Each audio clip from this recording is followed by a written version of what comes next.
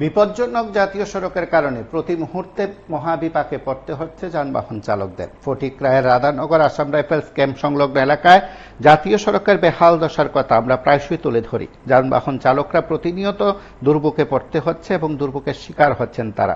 দ্রুত প্রশাসনিক হস্তক্ষেপ দাবি করা হলেও কোনো এক অজ্ঞাত কারণে সেই দায়িত্বপ্রাপ্ত যে নির্মাণ সংস্থা রয়েছে তাদের বিরুদ্ধে ব্যবস্থা নেওয়া, তাদেরকে তলব করা কিংবা তাদেরকে দিয়ে সে কাজ ত্বরান্বিত করার ক্ষেত্রে কোনো উদ্যোগ নেই বলে অভিযোগ উঠতে শুরু করলো। যানবাহন চালকরা আরেকবার সংবাদ মাধ্যমের মুখোমুখি হয়ে তাদের বিপদের কথা বলছেন। যে দৃশ্য আপনারা দেখছেন সেখানে যানবাহন চালকরা প্রতি মুহূর্তে মহাবিপাকে পড়ছেন, সে বেহাল দশার কথা তারা বারবার তুলে ধরছেন।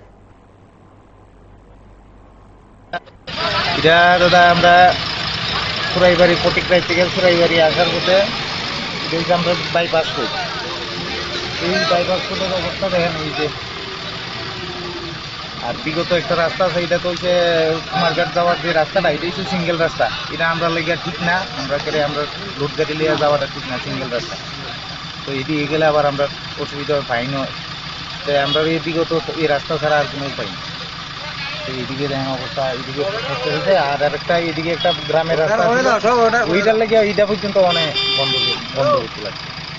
না স্কুলের ছাত্র রাইতে বাচ্চাদের না কোনো কিছু করতে পারছে।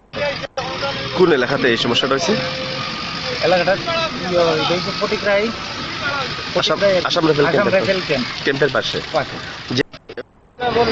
শ্রীপুর জায়গার নাম, জায়গাটা একটু নরম জায়গা, মাটি ফেলে আসছে আসবার কথা না। এটা সকল দিন এরকম গাড়ি এইরকম একটা দুইটা তিনটা করে পাশাপাশি করে আজকে রাস্তা থেকে ভাবিয়া এখনো পর্যন্ত কোনো জবাব নাই। গাড়ি কেমনে যাইতো না যাইতো। এটা কত নম্বর জাতীয় সড়ক?